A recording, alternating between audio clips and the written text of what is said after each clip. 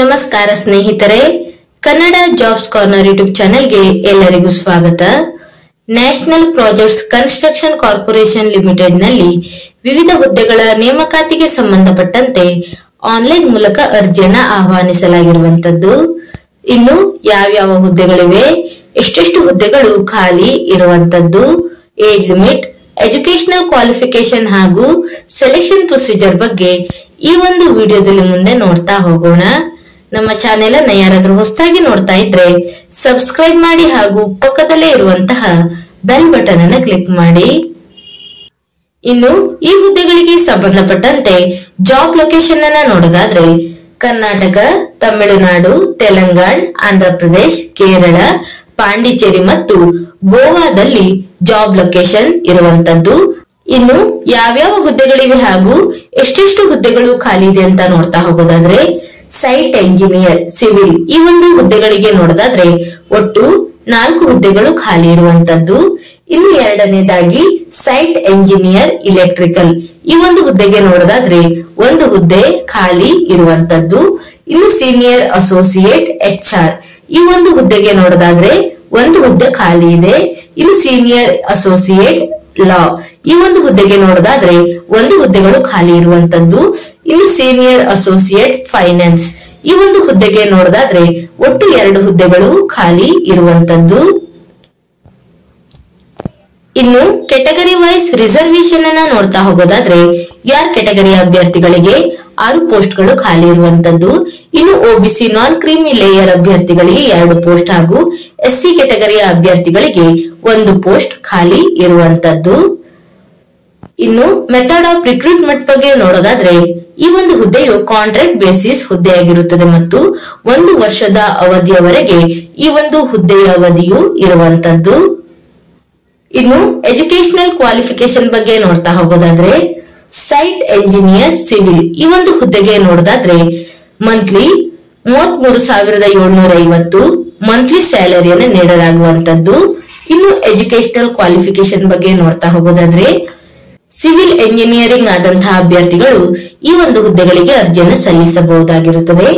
ಇನ್ನು site engineer electrical ಈ ಒಂದು ಹುದ್ದೆಗೆ ನೋಡೋದಾದ್ರೆ 33,750 ಮಂತ್ಲಿ ಸ್ಯಾಲರಿಯನ್ನು ನೀಡಲಾಗುವಂತದ್ದು ಮತ್ತು ಇಲೆಕ್ಟ್ರಿಕಲ್ ಎಂಜಿನಿಯರಿಂಗ್ ಆದಂತಹ ಅಭ್ಯರ್ಥಿಗಳು ಈ ಒಂದು ಹುದ್ದೆಗಳಿಗೆ ಅರ್ಜಿಯನ್ನು ಸಲ್ಲಿಸಬಹುದು. ಇನ್ನು ಸೀನಿಯರ್ ಅಸೋಸಿಯೇಟ್ HR ಈ ಒಂದು ಹುದ್ದೆಗೆ ನೋಡೋದಾದ್ರೆ 33,750 ಮಂತ್ಲಿ ಸ್ಯಾಲರಿ ಇರುವಂತದ್ದು. ಇನ್ನು ಈ ಒಂದು ಹುದ್ದೆಗಳಿಗೆ ಎಜುಕೇಶನಲ್ ಕ್ವಾಲಿಫಿಕೇಶನ್ ಬಗ್ಗೆ ನೋಡ್ತಾ ಹೋಗೋದಾದ್ರೆ HR ನಲ್ಲಿ MBA ಆದಂತಹ ಅಭ್ಯರ್ಥಿಗಳು ಅರ್ಜಿಯನ್ನು ಸಲ್ಲಿಸಬಹುದಾಗಿರುತ್ತದೆ ಅಥವಾ ಇನ್ನೂ ಒಂದು ಕ್ವಾಲಿಫಿಕೇಶನ್ ಅನ್ನು ಸಹ ನೀಡಿರುವಂತದ್ದು. HR ನಲ್ಲಿ ಪೋಸ್ಟ್ ಗ್ರಾಜುಯೇಟ್ ಆದಂತಹ ಅಭ್ಯರ್ಥಿಗಳು ಸಹ ಈ ಒಂದು ಹುದ್ದೆಗಳಿಗೆ ಅರ್ಜಿಯನ್ನು ಸಲ್ಲಿಸಬಹುದು. ಇನ್ನು 4ನೇದಾಗಿ ಸೀನಿಯರ್ ಅಸೋಸಿಯೇಟ್ ಲಾ ಈ ಒಂದು ಹುದ್ದೆಗೆ ನೋಡೋದಾದ್ರೆ 37,750 ಮಂತ್ಲಿ ಸ್ಯಾಲರಿಯನ್ನು ನೀಡಲಾಗುವಂತದ್ದು. ಎಜುಕೇಶನಲ್ ಕ್ವಾಲಿಫಿಕೇಶನ್ ಬಗ್ಗೆ ನೋಡೋದಾದ್ರೆ 3 ವರ್ಷಗಳ ಒಂದು LLB ಕೋರ್ಸ್ ಅನ್ನ ಮಾಡಿರುವಂತಹ ಅಭ್ಯರ್ಥಿಗಳು ಈ ಒಂದು ಹುದ್ದೆಗಳಿಗೆ ಅರ್ಜಿಯನ್ನು ಸಲ್ಲಿಸಬಹುದು ಅಥವಾ 5 ವರ್ಷಗಳ ಇಂಟಿಗ್ರೇಟೆಡ್ ಲಾ ಕೋರ್ಸ್ ಅನ್ನ ಮಾಡಿರುವಂತಹ ಅಭ್ಯರ್ಥಿಗಳು ಸಹ ಅರ್ಜಿಯನ್ನು ಸಲ್ಲಿಸಬಹುದಾಗಿರುತ್ತದೆ. ಇದರಲ್ಲಿ ಯಾವುದಾದ್ರೂ ಒಂದು ಕ್ವಾಲಿಫಿಕೇಶನ್ ಅನ್ನ ಹೊಂದಿರಬೇಕು. ಇನ್ನು 5ನೇದಾಗಿ ಸೀನಿಯರ್ ಅಸೋಸಿಯೇಟ್ ಫೈನಾನ್ಸ್ ಈ ಒಂದು ಹುದ್ದೆಗೆ ನೋಡೋದಾದ್ರೆ 37,750 ಮಂತ್ಲಿ ಸ್ಯಾಲರಿಯನ್ನು ನೀಡಲಾಗುವಂತದ್ದು. ಇನ್ನು ಎಜುಕೇಶನಲ್ ಕ್ವಾಲಿಫಿಕೇಶನ್ ಬಗ್ಗೆ ನೋಡೋದಾದ್ರೆ CA ಅಥವಾ ICWA ಅಥವಾ MBA ಅಥವಾ PG ಇನ್ ಫೈನಾನ್ಸ್ ಆದಂತಹ ಅಭ್ಯರ್ಥಿಗಳು ಈ ಒಂದು ಹುದ್ದೆಗಳಿಗೆ ಅರ್ಜಿಯನ್ನ ಸಲ್ಲಿಸಬಹುದಾಗಿರುತ್ತದೆ. ಇವಿಷ್ಟು ಎಜುಕೇಶನಲ್ ಕ್ವಾಲಿಫಿಕೇಶನ್ ಬಗ್ಗೆ ಇರುವಂತಹ ಮಾಹಿತಿಯಾಗಿರುವಂತದ್ದು. ಇನ್ನು ಈ ಹುದ್ದೆಗಳಿಗೆ ಗರಿಷ್ಠ 40 ವರ್ಷದ ಒಳಗಿನ ಎಲ್ಲಾ ಅಭ್ಯರ್ಥಿಗಳು ಅರ್ಜಿಯನ್ನು ಸಲ್ಲಿಸಬಹುದಾಗಿರುವಂತದ್ದು. ಇನ್ನು ಸೆಲೆಕ್ಷನ್ ಪ್ರೊಸೀಜರ್ ಬಗ್ಗೆ ನೋಡ್ತಾ ಹೋಗೋದಾದ್ರೆ ಅಭ್ಯರ್ಥಿಗಳನ್ನ ಸಂದರ್ಶನದ ಮೂಲಕ ಆಯ್ಕೆ ಮಾಡಿಕೊಳ್ಳಲಾಗುತ್ತದೆ. ಈ ಒಂದು ಹುದ್ದೆಗಳಿಗೆ ಯಾವುದೇ ರೀತಿಯಾದಂತಹ ಎಕ್ಸಾಮಿನೇಷನ್ ಇರೋದಿಲ್ಲ. ಇನ್ನು ಸಂದರ್ಶನದ ದಿನಾಂಕವನ್ನ ನೋಡೋದಾದ್ರೆ ಸೈಟ್ ಎಂಜಿನಿಯರ್ ಸಿವಿಲ್ ಮತ್ತು ಇಲೆಕ್ಟ್ರಿಕಲ್ ಈ ಒಂದು ಹುದ್ದೆಗಳಿಗೆ ನೋಡೋದಾದ್ರೆ ಮೇ 30ರಂದು ಸಂದರ್ಶನವನ್ನ ನಡೆಸಲಾಗುವಂತದ್ದು. ಇನ್ನು 2ನೇದಾಗಿ senior associate officer support HR, law ಮತ್ತು ಫೈನಾನ್ಸ್ ಈ ಒಂದು ಹುದ್ದೆಗಳಿಗೆ ನೋಡೋದಾದ್ರೆ ಮೇ 31ರಂದು ಸಂದರ್ಶನವನ್ನು ನಡೆಸಲಾಗುತ್ತದೆ. ಇನ್ನು ಸಂದರ್ಶನ ನಡೆಯುವಂತ ಟೈಮಿಂಗ್ ಬಗ್ಗೆ ನೋಡೋದಾದ್ರೆ 10:30ರಿಂದ 4:30 ತನಕ ಇಂಟರ್ವ್ಯೂವನ್ನ ನಡೆಸಲಾಗುವಂತದ್ದು. ಇನ್ನು ಇಂಟರ್ವ್ಯೂ ನಡೆಸುವಂತ ಸ್ಥಳವನ್ನ ನೋಡೋದಾದ್ರೆ NPCC limited southern zonal office, house number 1297, first floor, second cross road, KHB colony, Magadi road, Bengaluru 560079. ಇಲ್ಲಿ ಸಂದರ್ಶನವನ್ನ ನಡೆಸಲಾಗುವಂತದ್ದು. ಇನ್ನು ಅಭ್ಯರ್ಥಿಗಳು ಬೆಳಿಗ್ಗೆ 9:30ರಿಂದ ಮಧ್ಯಾಹ್ನ 12 ಗಂಟೆಯ ಒಳಗೆ ರಿಜಿಸ್ಟ್ರೇಷನ್ ಅನ್ನ ಮಾಡಿಸಿಕೊಳ್ಳಬೇಕಾಗಿರುವಂತದ್ದು. ಇನ್ನು ಆಯ್ಕೆಯಾದಂತ ಅಭ್ಯರ್ಥಿಗಳಿಗೆ ಮಾಹಿತಿಯನ್ನ ಇಮೇಲ್ ಮುಖಾಂತರ ಕಳುಹಿಸಲಾಗುವಂತದ್ದು.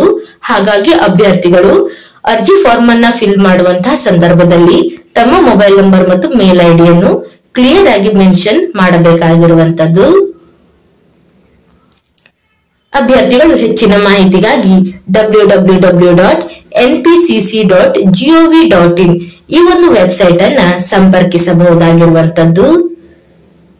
ಇನ್ನು ನೋಟಿಫಿಕೇಶನ್ ನ ಕೆಳಭಾಗದಲ್ಲಿ ಅಪ್ಲಿಕೇಶನ್ ಫಾರ್ಮ್ ಅನ್ನು ಸಹ ನೀಡಿರುವಂತದ್ದು. ಅಭ್ಯರ್ಥಿಗಳು ಅಪ್ಲಿಕೇಶನ್ ಫಾರ್ಮ್ ಅನ್ನು ಸಂಬಂಧಪಟ್ಟಂತಹ ಎಲ್ಲಾ ಮಾಹಿತಿಗಳೊಂದಿಗೆ ಫಿಲ್ ಮಾಡಿ ಸಂದರ್ಶನದ ಸಮಯದಲ್ಲಿ ಹಾಜರುಪಡಿಸಬೇಕಾಗಿರುತ್ತದೆ. ಜೊತೆಗೆ ಅಭ್ಯರ್ಥಿಗಳು ತಮ್ಮ ಒಂದು ಎಲ್ಲ ಎಜುಕೇಶನಲ್ ಕ್ವಾಲಿಫಿಕೇಶನ್ ಗೆ ಸಂಬಂಧಪಟ್ಟಂತ ಎಲ್ಲಾ ಡಾಕ್ಯುಮೆಂಟ್ಗಳು, ಆಧಾರ್ ಕಾರ್ಡ್, ಅಡ್ರೆಸ್ ಪ್ರೂಫ್ ಗೆ ಸಂಬಂಧಪಟ್ಟಂತ ಡಾಕ್ಯುಮೆಂಟ್ಗಳು ಹಾಗೂ ಕಾಸ್ಟ್ ಸರ್ಟಿಫಿಕೇಟ್ ಎಲ್ಲಾ ಡಾಕ್ಯುಮೆಂಟ್ ಗಳನ್ನು ಇಂಟರ್ವ್ಯೂ ಸಮಯದಲ್ಲಿ ಒರಿಜಿನಲ್ ಡಾಕ್ಯುಮೆಂಟ್ ಗಳನ್ನು ಹಾಜರುಪಡಿಸಬೇಕಾಗಿರುತ್ತದೆ. ಇವಿಷ್ಟು NPCCಯಲ್ಲಿ ಕರೆದಿರುವಂತಹ ವಿವಿಧ ಹುದ್ದೆಗಳ ನೇಮಕಾತಿಗೆ ಸಂಬಂಧಪಟ್ಟಂತಹ ಮಾಹಿತಿಯಾಗಿರುವಂತದ್ದು. ಈ ಒಂದು ವಿಡಿಯೋ ನಿಮಗೆ ಇಷ್ಟವಾಗಿದ್ದಲ್ಲಿ ಒಂದು ಲೈಕ್ ಮಾಡಿ, ಶೇರ್ ಮಾಡಿ ಹಾಗೂ ಸಬ್ಸ್ಕ್ರೈಬ್ ಮಾಡಿ. ಜೊತೆಗೆ ಪಕ್ಕದಲ್ಲೇ ಇರುವಂತಹ ಬೆಲ್ ಬಟನ್ ಅನ್ನು ಕ್ಲಿಕ್ ಮಾಡಿ.